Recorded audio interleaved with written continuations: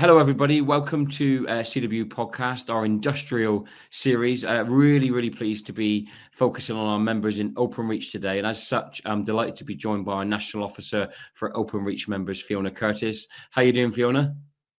Yes, thank you. We're going to go with that one because you're a little bit faint, but I know your microphone is picking up. We were talking about that before the start of the show. So I'm going to ask you again how you're doing. Are you with us now? Hopefully, is that a bit better now? Yeah, here we are. You're with us. And I'm also delighted to have with us Telecoms Financial Services Executive Member Anton Begley. How are you doing, Anton? I'm not bad, Chris. I'm not bad. Thanks for having me. How are you? Yeah, I'm good. I'm really good. And thanks for you both for joining us. Fiona, I'm going to come to you first at the restructuring project in Openreach, the Project Manta, Project Green, all the various different aspects causing, I think, for concern is a good word, but also people want information right across Openreach. That's what we're here, hopefully, in this session to give them. So I suppose, first of all, to come to you, give a bit of background where we are, how we've reached this point, and what we're going to talk about today. Thank you, Chris. I think it's really important because we could see that the landscape and the work within Openreach was and is changing. You can see that the fibre build programme is coming to an end. But that's where then there is the work within the fibre to the premises. So basically the customer connections. So that work that's been hard fought for in the fibre build is now changing and now coming into the customer connections. So it's about how do we actually work with Openreach? How do we secure and actually help give people that certainty so that it's not just coming at very short notice, but people have different options and that they can see what their options are. And especially for those that want to remain and stay within Openreach or within BT Group. So the role that you're doing today might not be the role that you're doing in the future, but that's where, as a CWU, what we're working with Openreach on is about that retraining, reskilling and redeployment. That's where these projects come into it, where Project Green and Project Manta come in. And that's what hopefully today we can try and explain to you, the members, what the projects actually mean and what we've been working on as a CWU to help and support you through this. Thanks, Fiona. So I'll come straight back to you then. Let's kick off with the first of them. What would you say members need to know about and what exactly is Project Manta? Thanks, Chris. So Project Manta, there's multiple different elements to Project Manta. There's the element of that if you sign up to Project Manta, you have a future dated voluntary paid leaver scheme. So that can be up to 2 years' time. So that'll depend on where Openreach have predicted the fibre build is going to be finishing in your area.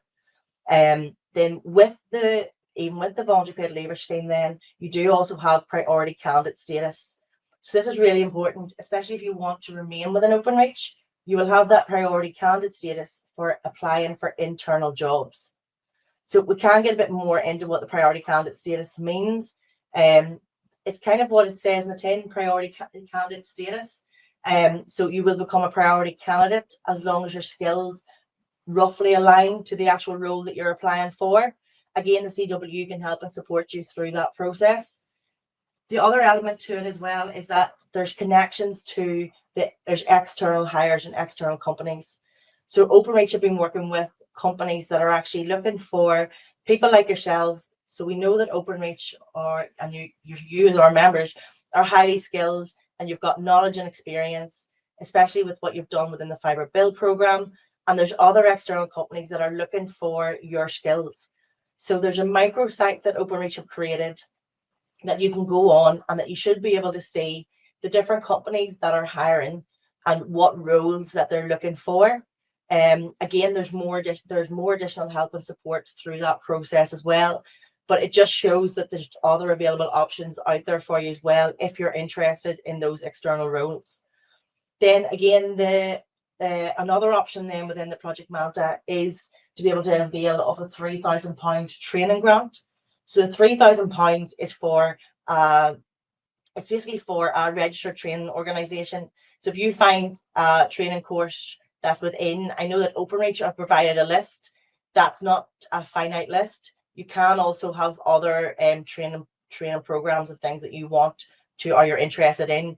Again, you just need to speak to Openreach about that, and CWU can help and support you in doing that as well. But so if your training course, the £3,000 isn't just limited to 3,000, but it is from what Openreach are providing for that. But if you find a training course, say potentially at £10,000, then that additional £7,000 will come out of your voluntary paid leaver scheme.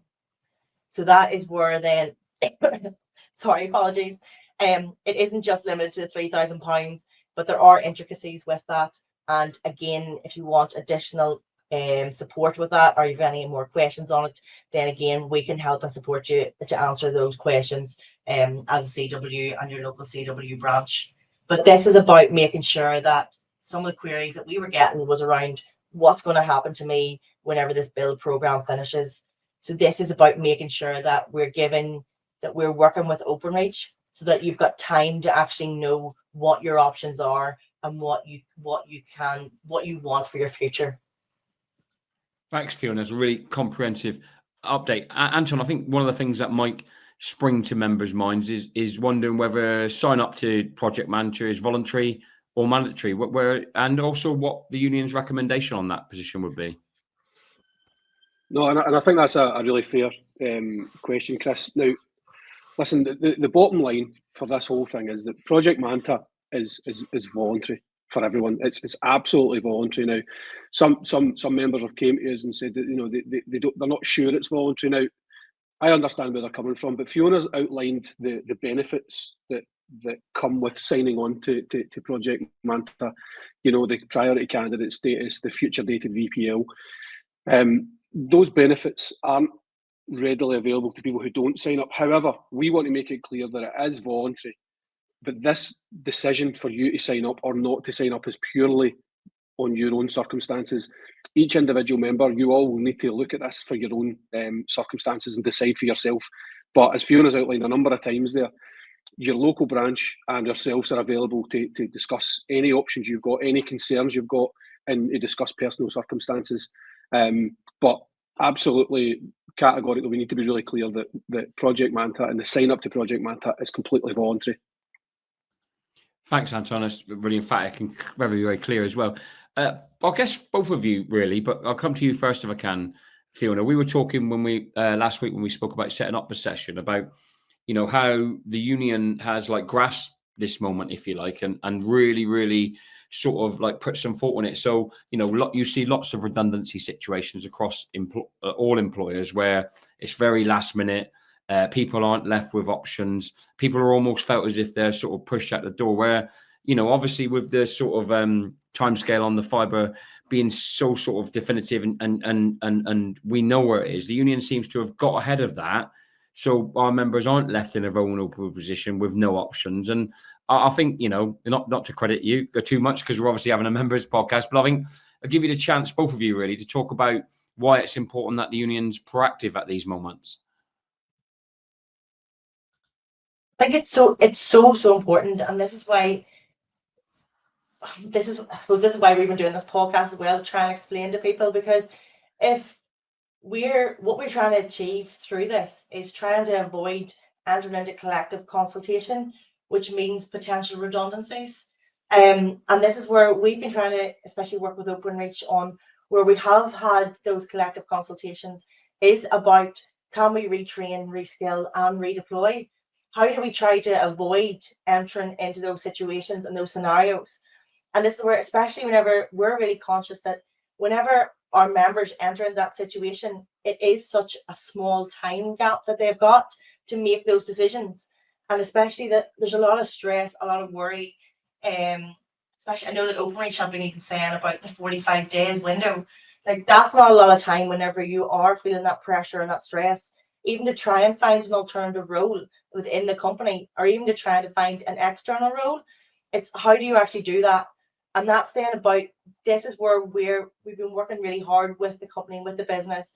We even had the HR director actually come in and speak into our branches to explain what these projects are, so that our branches could fully understand it, so that they could support you, our members, through this.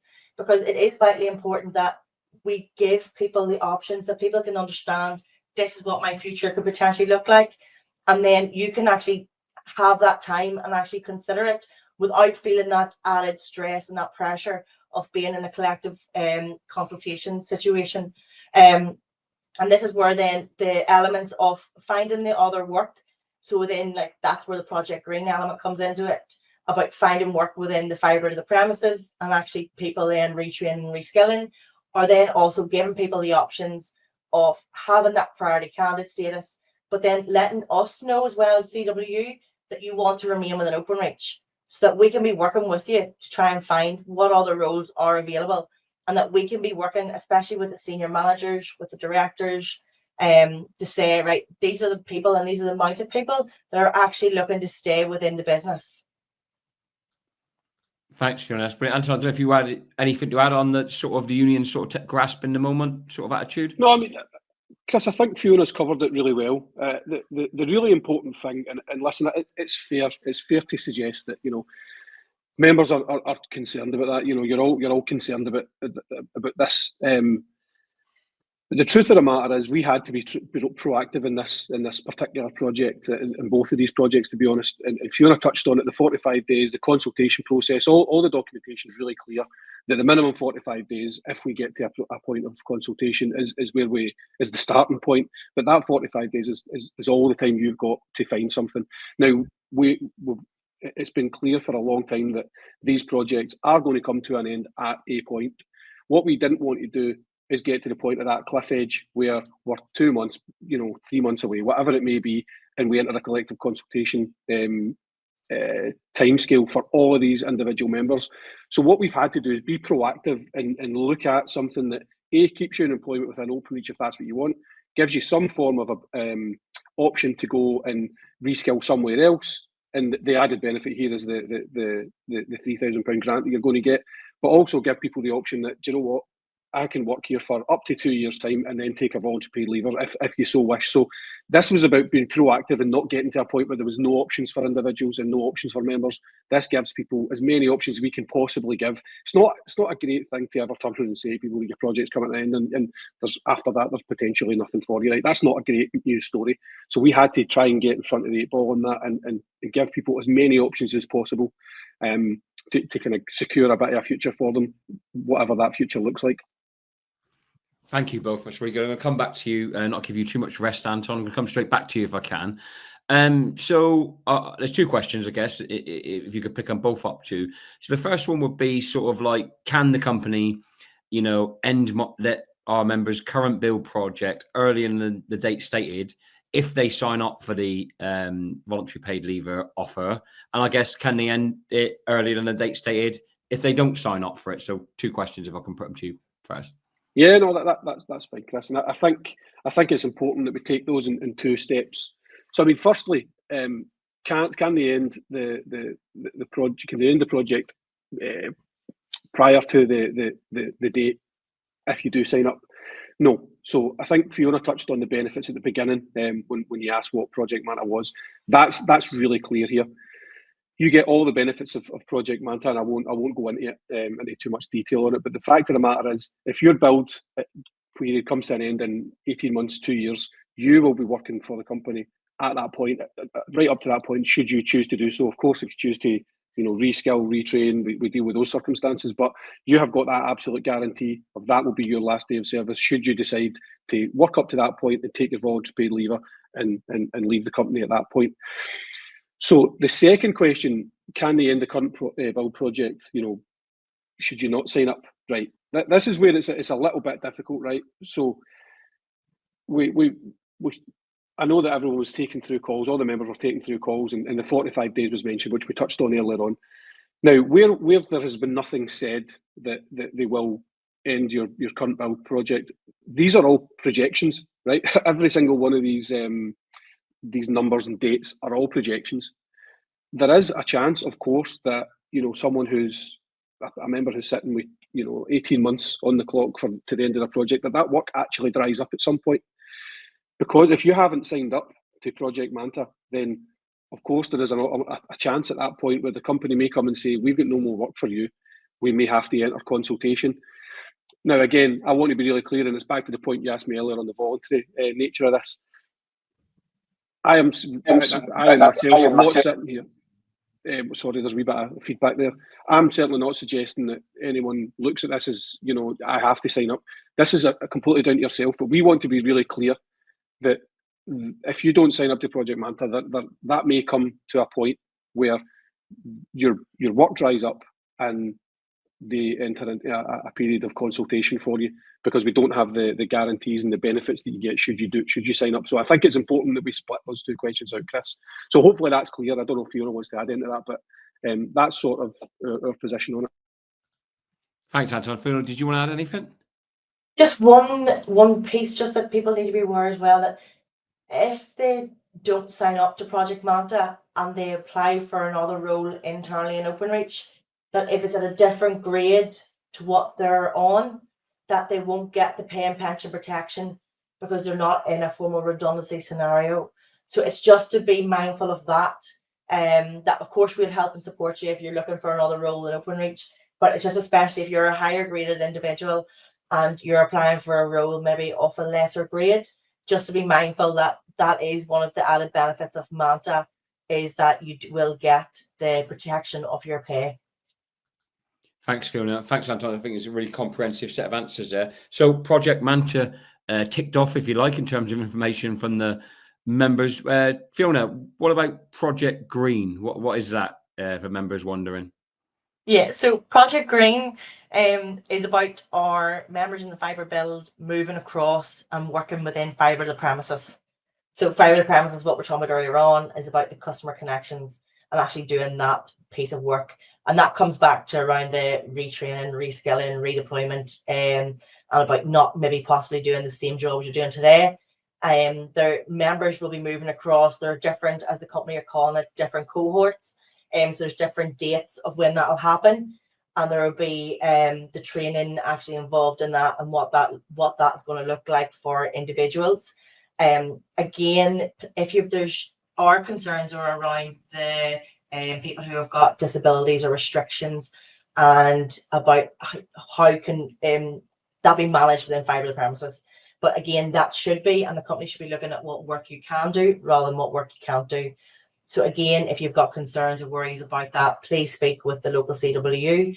And especially if you're not able to take up the role within fibre to the premises because of restrictions, is that what other alternative roles can we find for you? But it's really important that we're working with you and that we work with Openreach to see what is the art of the possible there. But that is just one of our concerns around the moves. But it's really important that this is work and this is has got longevity and certainty for them people. And it's about them making sure that employment there is for people and that certainty. Again, though, that we can kind of go into some of the other alternative things that could happen there in the back of the Project Green, because it works slightly different. The fibre to premises works differently to how you're used to working within the fibre build project. A lot of it is like lone working, and there's different attendances. But again, even on the attendance piece, we've got the certainty that the company are going to speak to us, to the CWU, before they make any potential changes to attendances. So again, it's just that certainty again. And if you've got any concerns around attendance patterns and all that, please again speak to your local CWU branch. Thanks, Fiona. I mean, obviously, one of the first things that pops into my head is, you know, with this change, if you like, what the options will be to our mobile planners and our field-based coordinators, because I know they'll be watching or listening to this and wondering that themselves. Yeah. Thanks, Chris. So there's actually been two different groups of the mobile planners and the field-based coordinators. So there has been originally, in the first moves to the fibre to the premises, there was originally a few mobile planners and field-based coordinators that were moved across to fibre to the premises. So those individuals will be given the option of either staying in fibre to the premises or moving back to be included within the Project Manta to the same terms of what is the full terms of what's included within Project Manta. So you'll have those options, those two different options. Then within the other group of the field-based coordinators and the mobile planners, you're now included within the Project Manta, and you've got the terms of the Project Manta.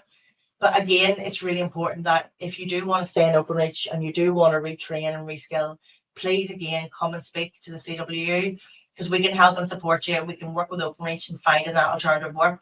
But it also means that we can gather the information, that we can gather the amount of individuals that are looking for that roles within Openreach, and that we can then say at Openreach, right, look, this is if it's the majority of individuals, if it's just a minority, what does that look like? And how can we create those roles, or what do those roles look like then in Openreach? Because I know that Openreach have said that there is a job for everyone, but it's what that job looks like. But this is where it's really important that we know what those numbers look like, what the interest is of people, so that like this, we give people time, we give people the options. So again, this is where it is so important that you speak with your local CWU about what it is that you want from this. Thank you, Fiona. Anton, lots of members watching, listening will be our members in the higher grades. And they'll be wondering, where this leaves us on things like career progression and future opportunities. What would your view on that be?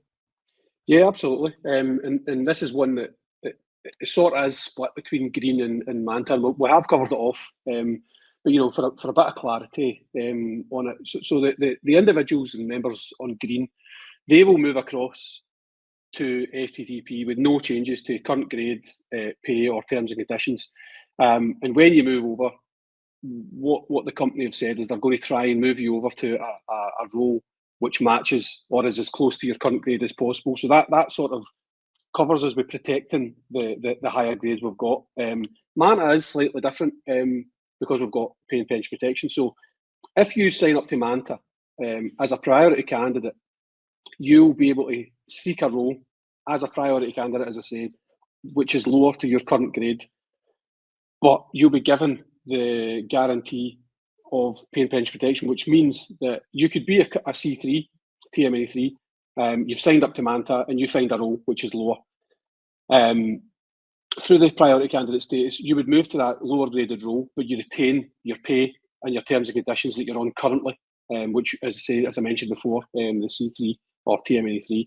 That pay and pension protection remains in place as long as you remain within that role throughout the future. So whenever you secure that role, you've got pay and pension protection. As long as you're in that role, your pay and your pension, your pay and your terms and conditions are absolutely protected.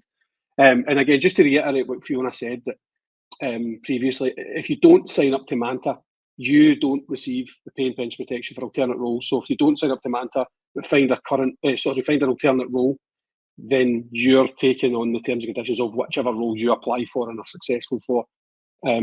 So if that's a TM2, then you would be voluntarily signing up to that. So again, this is all about the benefits of Manta and the benefits of Green versus, should you sign up to Manta or should you not sign up to Manta. So I think it's really important that sort of covers off the protection of the high graded roles, but also the pay and pension protection element. You did well there, Anton. You answered my next question and that one. So you're thinking ahead there, mate. Well done. Fiona, you touched on this when you gave your overview about, members who might not be able to complete the full range of duties, or members who may have a disability, and they will be, I'm sure, at this moment, sort of really sort of worried or concerned. Can you give a bit more sort of depth, I guess, to, our members in that position who will be worried at this point in time?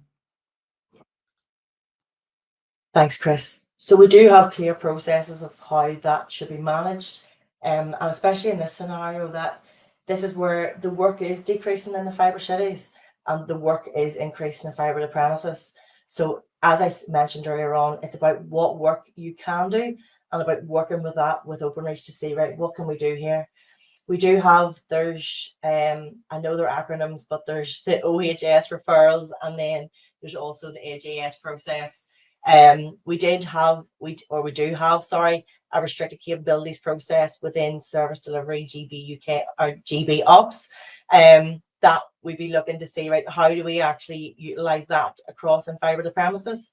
And that's a really clear process of, right, what work is there, what work can you do, and actually breaking that down to see, right, this is the list of the work and the roles that's involved in fibre to premises. This is what, right, so I can do this, this, and this, but I can't do this. So it's how do we work with Openreach to say, right, actually, we can actually, and the Openreach can utilize you, and you can actually do, I suppose, what they can see as a productive job and productive work for them. But it also works for you, especially with restricted capabilities. That is one of our major concerns is protecting that and making sure that you feel as though you can actually become part of fibre to premises. But then even if you can't work in fibre to premises, what alternative roles are there that we could potentially help and support you in? So is there the likes of civils roles? Could you do a civils type work? Are you possibly in a desk location? I know some of the desk locations now, they aren't as I suppose spread out across the country. They're just in a few locations. But if you are close to a desk location and could travel, is this something that you're able to do? And can we find a role there? So it's just about making sure that you're actually speaking to your local CWU branch and not just maybe working with a company, because sometimes, especially CWU, we know some of the wider pictures and we can see what's happening across other elements of Openreach, and we can bring that to the table and actually try to put and help and support you and put your position across to Openreach.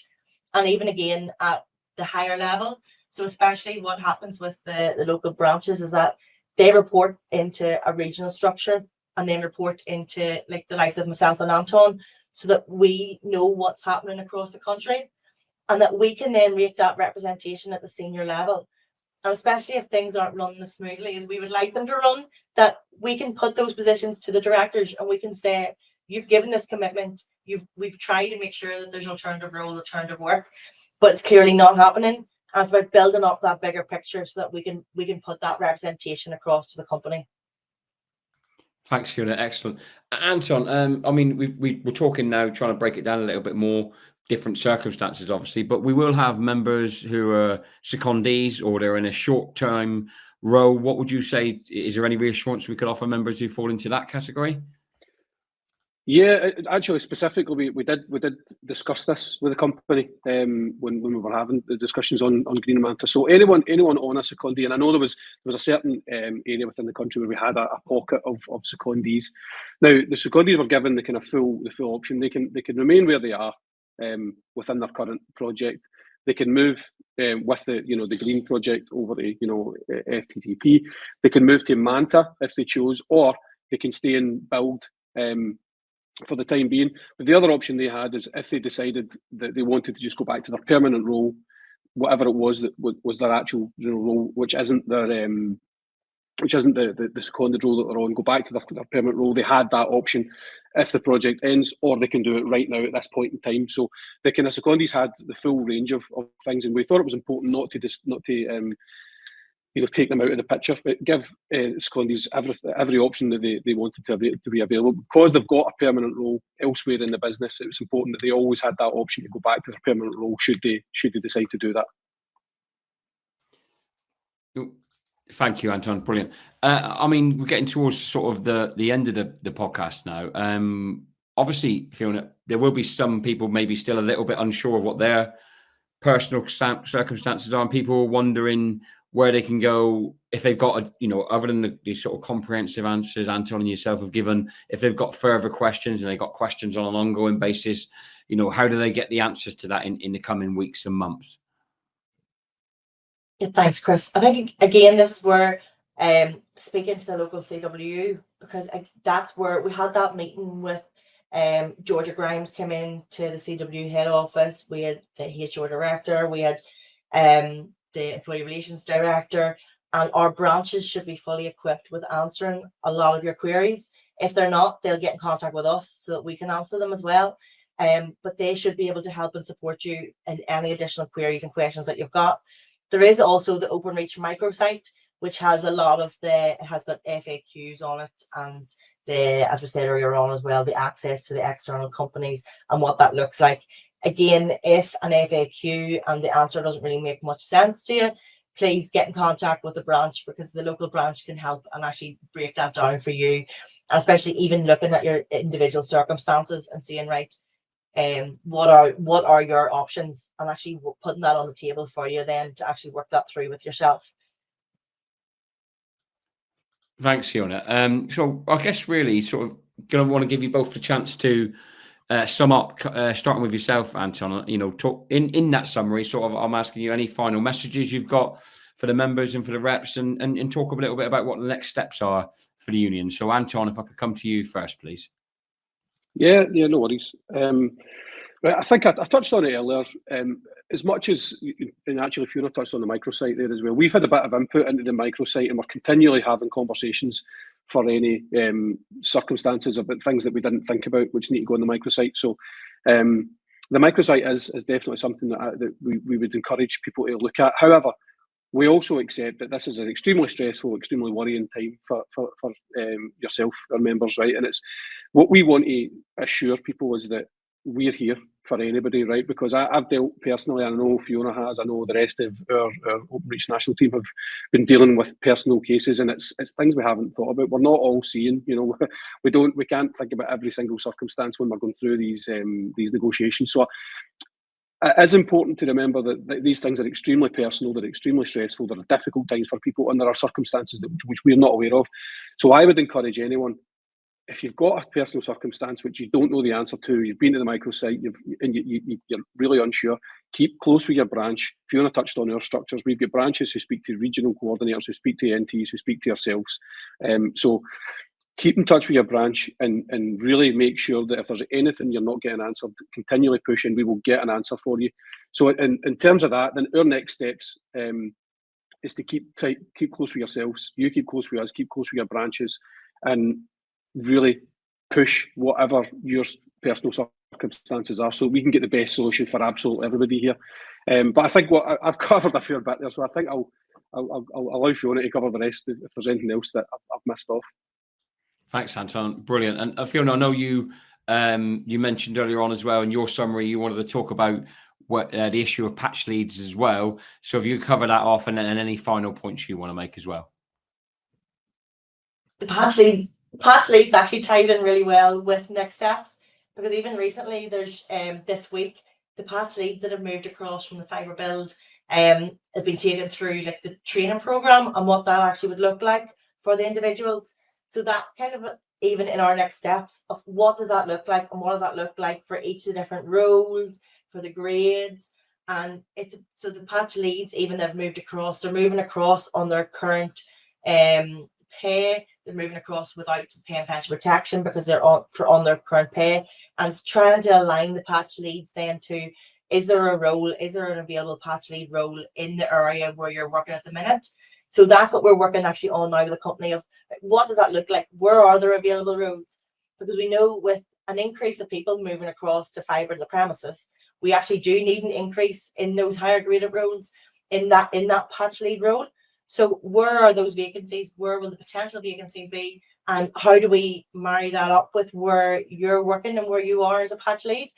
So that is what, so some of these next steps is that it's working through what that looks like, working through what we're talking about earlier on as well, the restricted capabilities. Can we find that alternative work for individuals?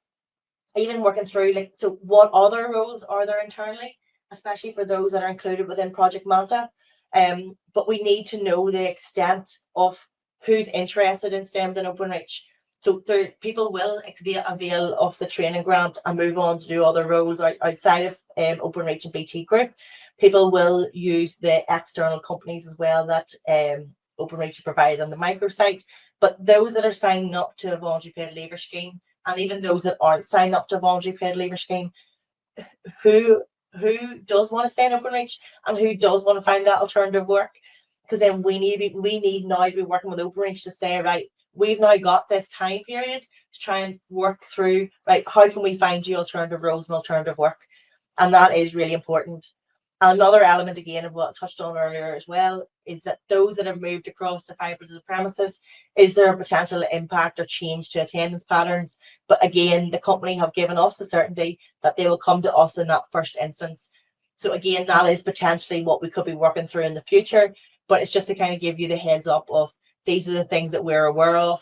But as Anton said, that if we don't think of everything, we try to think of everything and we try to put those questions to the company, but there will be things that we naturally just don't think of or we forget. So it's important that you're speaking to your local CWU branch, you're raising your queries and your questions, so that if we don't have an answer to them, that we can then ask that of the company and we can get that answer, and that we can make sure that other individuals have those answers too. Thank you, Fiona. That's fantastic. So first of all, I guess in summary, I would thank both of you two, Fiona and Anton, for your time. I know you're busy dealing with all this and lots of other issues as well. So really do appreciate you taking the time to come on, chat to the members. To the reps and members who have listened to the podcast, thank you for joining us, because all three of us really appreciate you taking the time out to listen and digest this information. If you could do one more thing for us, I think we'd all say, if you could share it to make sure the knowledge that Fiona and Anton have given you is as widespread as possible. And you've heard both there from Anton and Fiona. We'll be doing more of this, more communication, more engagement in the coming months as well. So hope that's been a decent session. I think it really, really has been valuable. Got lots more information out there, and we'll all see everybody really, really soon. Take care, everyone.